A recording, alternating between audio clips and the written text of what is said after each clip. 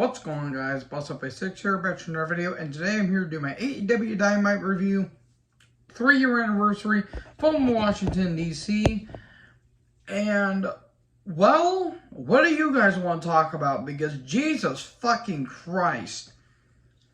Tony Khan, you need to get your act together, or before everything you thought you were building up is crumbling right before you, because if those rumors are true that Andrade and Sammy were actually having a fight, I don't care how talented Sammy Guevara is. I really don't care. Get him the fuck out if he's doing that shit, because that is so unprofessional. Apparently, they have not learned a month earlier with the whole Bucks Omega, the Elite and Punk bullshit. Apparently, no one's learned from that. Everyone needs to stop acting fucking childish for once and act like professional wrestlers. Even though I don't care for Andrade, I don't blame him for calling out Sammy, because apparently they had some kind of skirmish going on where Sammy wasn't being like unsafe. I don't blame Andrade, because if you look at the shit that that Sammy has done, the dude's really not that good of a worker now that you think about it, because he just likes to drop people on their fucking heads. See also Ruby Soho at the All Out pay-per-view, but I'll get to that later. But how was the show overall? It was a fine show, but the main event, especially the ending, was so fucking stupid and completely asinine. So yeah, this company's on the fucking ropes before eventually the rope will break and it'll fall into a fucking pit of lava. So we start with good stuff. Let's start with the positives. MJF versus Wheeler Yuta. Where we go on commentary. This is good stuff. Really, really, really good match. Yuta is vastly approving. MJF is MJF, and he's being fucking great at everything he does. There were some tombstone reversals at one point. That was some good stuff. Big splash from Yuta. And in the end, MJF gets assaulted to the earth on. 1, 2, 3. He taps out. And then Yuta wants a handshake, but Lee Moriarty attacks. And MJF's like, I didn't ask you to attack him. What are you doing? And all of a sudden, he's like, fuck it. Let's just attack him while he's down. He grabs the diamond ring. All of a sudden, and then Regal comes out with the brass knucks, and there you go. There you go. There's gonna be a 6-man tag between. Actually, you know what? That's. Well, Yuta's gonna be part of a 6-man tag on Rampage, so I'll just say that. So, a Jericho video package in a Jericho Appreciation Society backstage. Why are they still a fucking thing on my television? I don't care about this group. I don't care how talented everyone is. Well, maybe except for Sammy, Jericho, Hager, and Ty, but that's besides the point. I don't care about these people. I legit tune out every time they're on my screen. Darby Allin took on Jay Lethal. It wasn't bad. It was an interesting kind of match. Darby got his leg worked on. Figure 4 by Lethal. Darby hit a big Code Red, but only for 2. Then Sanjay Dutt, the big tall motherfucker, aka Something Singh, they were on the stage. And Lethal's like, I told you guys not to come out here. In the end, the Last Supper, and there you go. 1, 2, 3, Darby wins. And then we get a handshake. Wow, a handshake in AEW. We have never seen this until, check notes, about 10 minutes ago. Good job on the booking there, folks. So we get the Embassy video package. I love Prince Nana. Prince Nana is one of the most underrated greats. Great manager. Really, really, really great manager. My good buddy Matt from Discord just praises the man to the moon and back. And so we get to Brian Cage versus Prince Nana versus Wardlow for the TNT title. If Vince McMahon was watching this match, he would have had a fucking aneurysm, because big, beefy men slapping each other.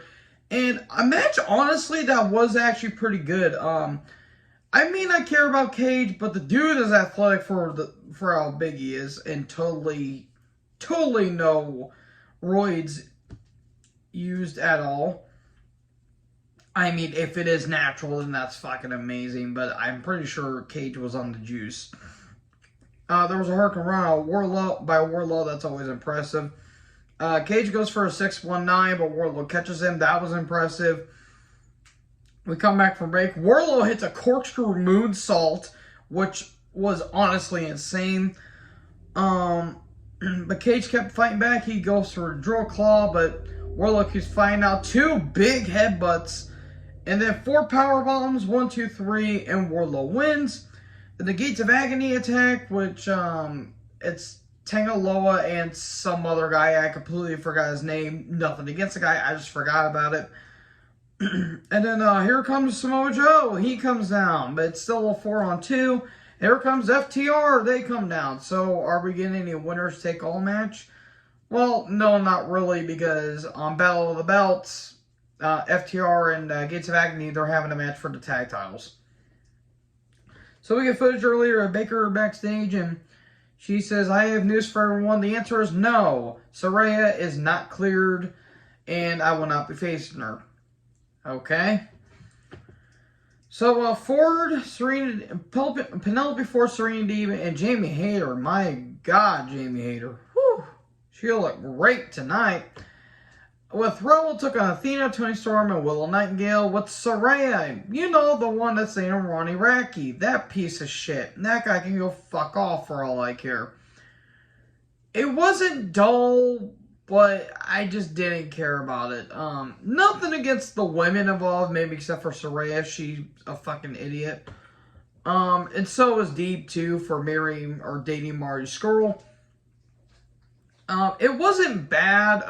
For Penelope, she's going to be as good as she's going to get. Athena's fine, or Athena's good. Jamie Hayter, she got a monster reaction. Storm is good. And Willow's getting there. But it seems like they're pushing her.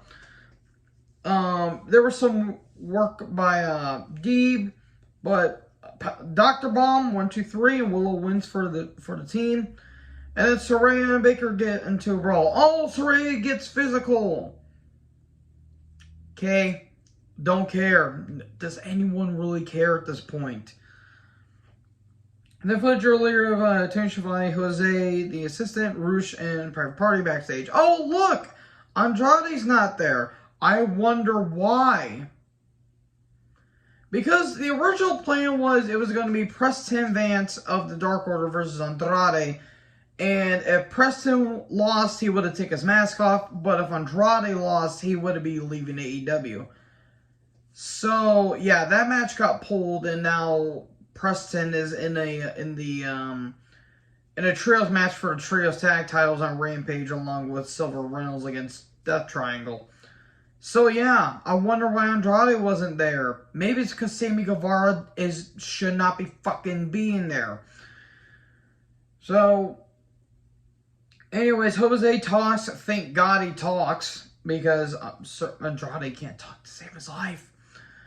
And he talks about how Private Party have been failing and they need to be like Roosh. So, we get to the best part of this entire episode. The Acclaimed and Billy Gunn come down. It's National Scissoring Day. Now, I typically bash the AEW, WWE, NXT, New Japan comedy because of how stupid and over the top it is. This was stupid and over the top, but it wasn't meant to take seriously. This was stupid, but this was goddamn hilarious. Only the Acclaimed can get as over as they can by doing this, by scissoring. They can only get over like that. Only they can get over like that. And I'm sure there's other examples that get over by doing dumb shit, but good lord, the Acclaimed have the crowd in the palm of their hand. Oh my god. Bowens at one point says, Babe Ruth may be the Sultan of SWAT, but I am the Sultan of Scissoring. This had no right to be as funny and as great as this was. Gunn gives the Acclaimed golden scissors. Don't run with the scissors. That was hilarious. Seriously, don't run with scissors, folks. Or don't be like that kid that says, what do you have in your hand? A knife. No. If you guys ever get that, I love you guys. But Caster mentions that, hey, since we're in Washington, D.C., This is where Super Bowl 17, the Redskins won the Super Bowl. I looked it up. They actually did win the Super Bowl. And his dad was in that Super Bowl. It was Rich Castor. He was a 3-time Pro Bowler, and he did win the Super Bowl. So yeah, that's pretty cool. And it says no matter what side of the political party you are, let's all join in for some scissoring action. We're about to do a triple scissor, and then immediately Swerve interrupts and he says, "This is the dumbest thing I've ever seen." This was great shit. It had no right to be great, but it was. He challenges Billy Gunn because he cost them the tag titles, and he says sooner or later we'll be getting our rematch. All of a sudden, Sterling shows up, and it kind of got a bit messy here. And he says, let's all join together, and how about you guys scissor me? But they attack him instead. And Billy Gunn accepts he accepts Swerve's challenge next week. And then we have the triple scissor, and the crowd goes wild. This was so stupid, and it was so brilliant.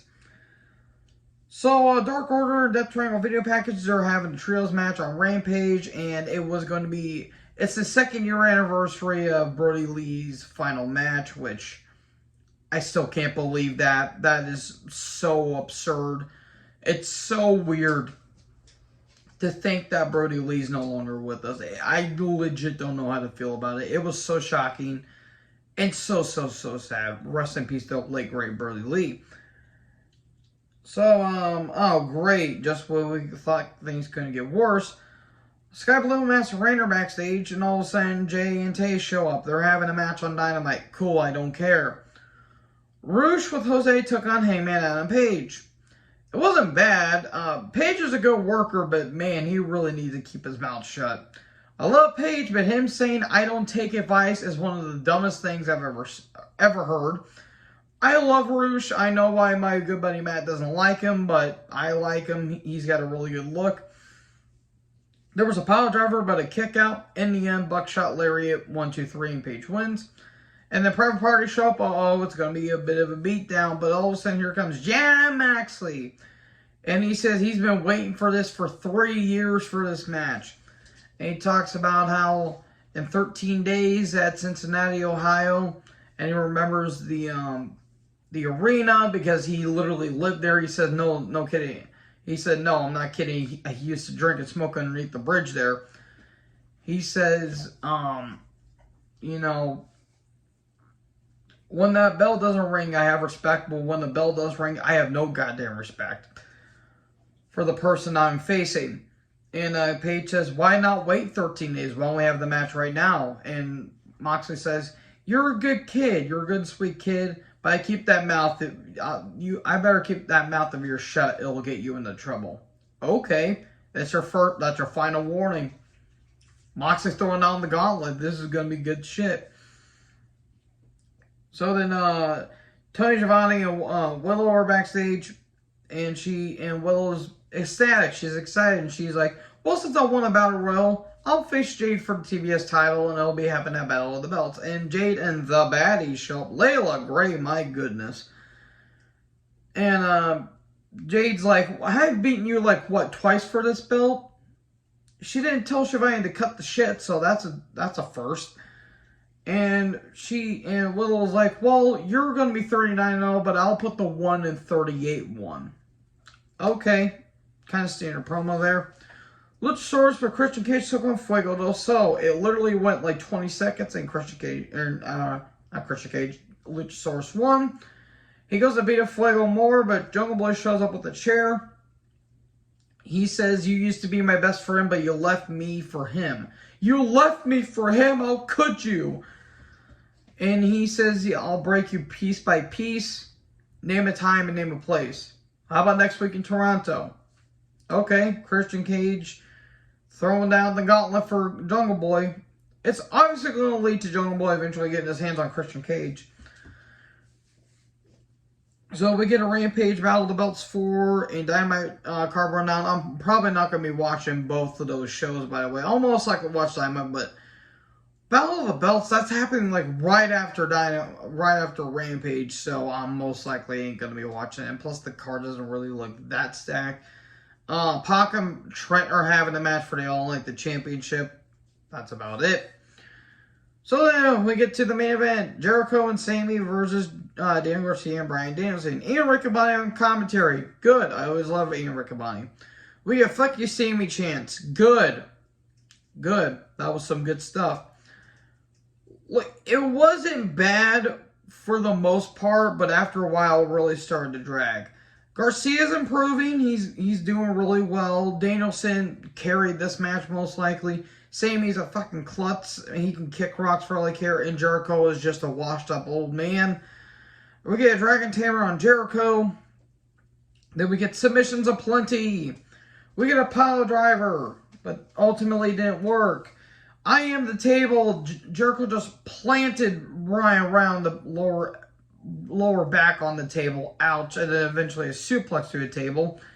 We get a Go to Hell, which is Sammy should go to anyways. Shooting Star Press, but the knees got up. We get the Dragon Slayer, but title shot by Jericho, and Sammy and Jericho win because why not? The most anticlimactic finish I've seen since the last anticlimactic finish, which is my sex life. Anyways, I kid, of course. But anyways, folks, that was Dynamite. Yeah, this event happened, but mainly the backstage drama overshadowed the episode. What? I never would have guessed. But anyways, folks, let me know in the comment section below what you guys thought about this video. Make sure you guys like, comment, subscribe, tap the little bell for more notifications. Join the herd. I'll talk to you guys in the next video. Peace out.